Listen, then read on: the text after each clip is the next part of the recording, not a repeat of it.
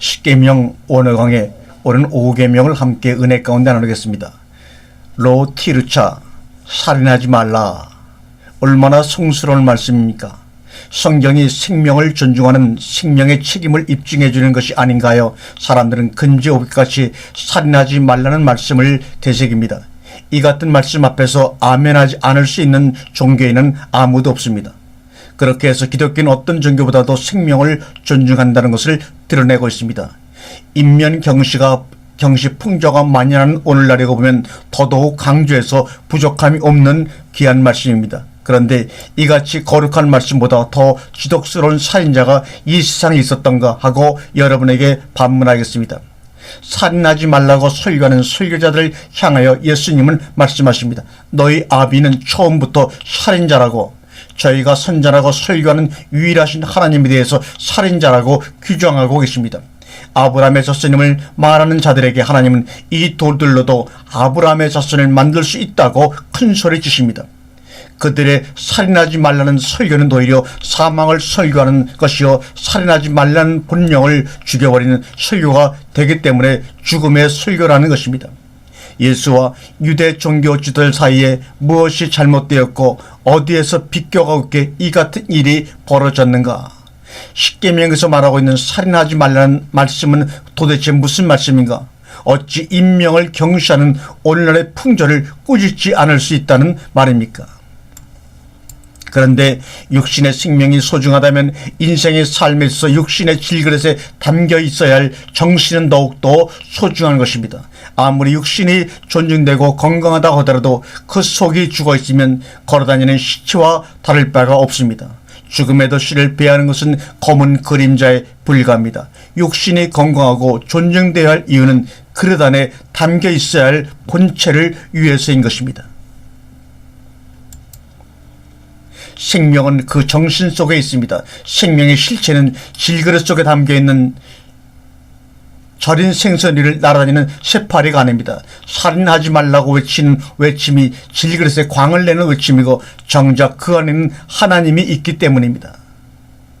하나님은 질그릇 깊은 곳에 담겨있는 생명의 신운이요 줄기이며 열매입니다. 곧 그 사람의 본체요 빛나는 태양입니다.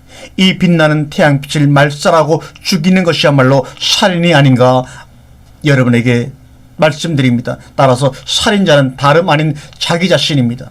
스스로가 스스로의 내부에 있는 하나님 나라를 말살하고 외부에서 하나님 나라를 찾으려는 모든 시도가 스스로를 죽이는 살인 행위인 것을 말씀하고 있는 것입니다. 다른 관점에서 보더라도 사람이라는 것이 무엇인가? 사람은 그 가지곳에 있는 것이 아닙니다. 피고름 주머니를 사람이라고 칭할 수는 없습니다. 정신과 육체가 분리되면 사람이라고 칭해지던 그 모든 것들은 간단히 해체되고 한 줌 흙으로 남을 뿐입니다. 그것을 사람이라고 할 수가 있는가 이 말입니다. 십계명은 아무리 생각을 한다 해도 언약의 책이요 증거판입니다. 증거계에 있는 증거판은 속죄소가 되고 법궤가 있는 지성소에 담겨 있는 것입니다. 그것은 하나의 정신의 다양한 모양을 우리에게 보여주고 계신 것입니다. 하나가 여러 수로 나타나는 현상일 따름입니다. 나 외에 다른 신을 섬기지 말라는 말씀과 살인하지 말라는 말씀은 별개의 독립된 구절이 아닙니다. 문장으로는 구별되나 의미로는 하나에 연결됩니다. 새 언약의 여러 모양일 따름인 것을 얘기하고자 하는 것입니다. 성경에 나오는 최초의 살인사건 가인과 아벨, 이들은 형제들입니다. 예수는 상산순에서 다음과 같이 말씀합니다. 옛사람에게 말한 바 살인치 말라. 누구든지 살인하면 심판을 받게 되리라 하였다는 것을 너희가 들었으나 나는 너희에게 이르노니 형제에게 노하는 자마다 심판을 받게 되고 형제를 나가라 하는 자는 지옥불에 들어가게 되리라고 주님이 강하게 우리에게 말씀하여 주십니다. 형제를 향하여 나가라 하는 자는 지옥불에 들어가게 되리란다. 그리고 예물을 드리다가 거기서 내 형제에게 원망 들을 만한 일이 있거든 먼저 가서 화목하고 그 위에 와서 예물을 드리라고 말씀하십니다. 살인은 형제 사이에서 이루어집니다. 정신세계에서 일컫는 형제란 무엇인가? 이스마엘과 이삭은 배다른 형제였습니다. 이를 바울은 육신의 자녀와 약속의 자녀로 풀이하므로 한 사람의 내면에 나타나는 배다른 형제로 묘사한 바가 있습니다. 즉 두 세계의 서로 다른 나를 칭하는 말입니다. 마찬가지로 가인과 아벨도 한 개인의 내면에 태어나는 두 존재를 일컬고 있습니다. 항상 먼저 온 자가 도적이요 강도이듯 가인은 최초의 살인자입니다. 그리고 아벨을 죽이고 맙니다. 제단과 제물을 갖고 제사를 드리다가 형제에게 원망을 들을 만한 일이 있거든 먼저 화해를 하고 예물을 드리라고 말씀합니다. 그것은 나와 내가 갈등하고 있는 경우를 말하고 있는 것입니다. 갈등의 요인은 서로 다름에서 오는 충돌입니다. 가인은 아벨을 살인합니다. 열심히 믿음을 살해하고 충성히 진리를 말살하는 경우입니다. 하나님께 드리는 제사가 공률의 강을 마르게 하고 유대인이 예수를 죽이는 것과 같은 꼴입니다. 화려한 겉에 내가 진실의 나를 대신합니다. 저 하늘에 자정하고 계신 하나님이 지성소 안에 자정하고 계신 하나님을 짓밟는 것입니다. 물질의 11조가 하나님의 것으로 환원되어 버렸으니 도대체 당신은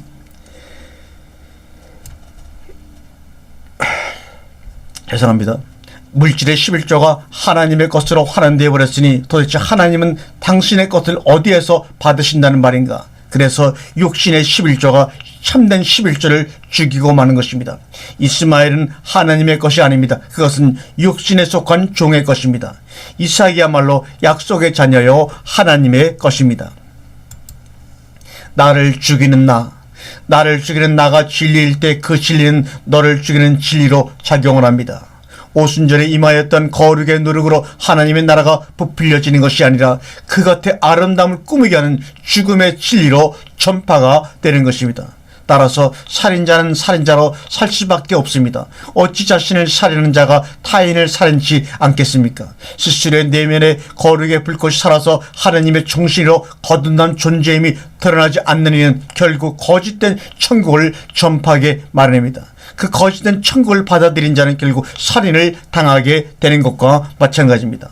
꾸며진 천국과 꾸며진 행복으로 타인의 영혼을 도둑질하게 된다는 말입니다. 결국 그 영혼을 살해하는 살인자가 될 뿐이라는 말씀입니다.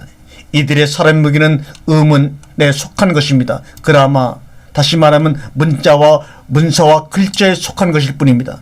고린도 3장 6절에 보면 살인 무기가 무엇인지 명확하게 말하고 있습니다. 저가 또 우리로 새 언약의 일꾼되게 만족해 하셨으니 의문으로 하지 아니하고 그라마로 하지 아니하고 오직 영으로 함이니 의문은 죽이는 것이요 영은 살리는 것이라고 말하고 있습니다. 의문이 바로 살인자입니다. 바울은 무엇을 말하고 이 말씀을 우리에게 하신 것입니까? 의문이란 돌에 써서 새긴 죽게 하는 문서를 말하고 있는 것입니다. 물론 그것은 모세오경이라 할 수 있고 율법을 일컫는 말입니다. 다른 말로 하면 지식의 다름이 아닙니다. 지식은 완성이 아니라 그나마 의문일 뿐입니다. 인생들은 아는 것으로 그들의 의를 삼습니다. 문으로 의를 삼습니다. 아마도 그래서 그라마를 개역성경은 의문이라 번역한 것으로 보여집니다. 지식은 사람을 자유케 하지를 못합니다. 자신을 의롭게 하는 지식은 사람을 살리는 것이 아니라 결국은 죽입니다. 그것이 결국 자신을 죽이는 것은 물론이요 타인을 죽이는 것이 됩니다. 아는 것이 선인 사람은 사람의 알물 증거로 타인을 재단하고 스스로의 의를 삼습니다. 지식은 그러나 살리지를 못합니다. 도리어 살인 무기가 될 뿐입니다. 새 언약의 일꾼은 살인 무기를 들고 수행할 수 없습니다. 물론 지식의 세계에도 영광은 반드시 있습니다. 정죄 직분도 영광으로 그 일을 수행합니다. 스스로의 자긍심에 흠뻑 취하고 추종자들로부터 많은 박수를 받습니다. 하나 그것은 죽이는 것이요 살인을 따름인 것입니다. 새 언약의 일꾼은 오직 영으로 그 직분을 수행합니다.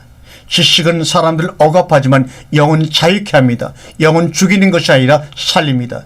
주는 영이시니 주의 영이 계신 것에는 자유함이 있느니라고 말씀하고 있습니다. 예수는 우상을 파괴하기 위해 이 땅에 오신 분입니다. 예수와 유대인들과의 격렬한 논쟁을 보십시오. 유대인들의 하나님은 유일하신 하나님이며 아브라함의 하나님이었습니다.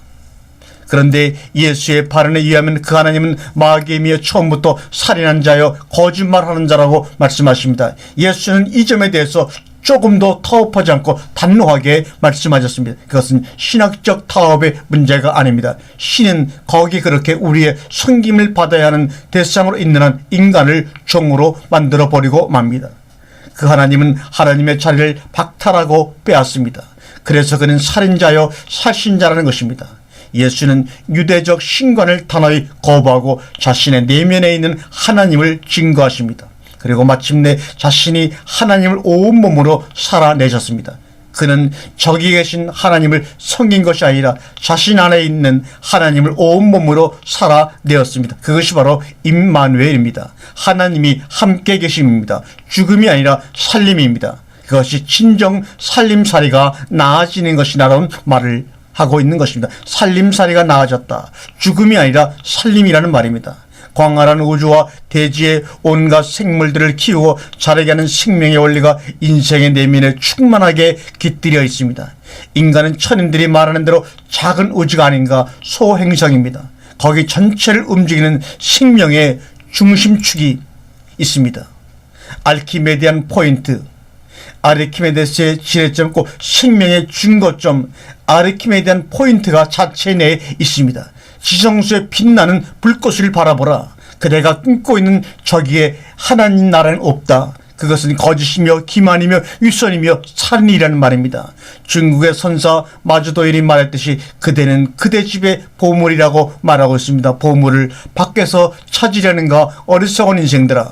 그러한 모든 추구는 공연한 수고일 따르며 잠시 대형품으로 속는 일밖에는 아무것도 없습니다. 인류의 모든 문제는 바로 이렇게 잘못된 규정에, 잘못된 방향에 있습니다. 성경은 아예 처음부터 이를 죄라고 규정합니다. 하마르티아란 관역을 잘못 향하여 쏜 화살을 의미하는 것입니다.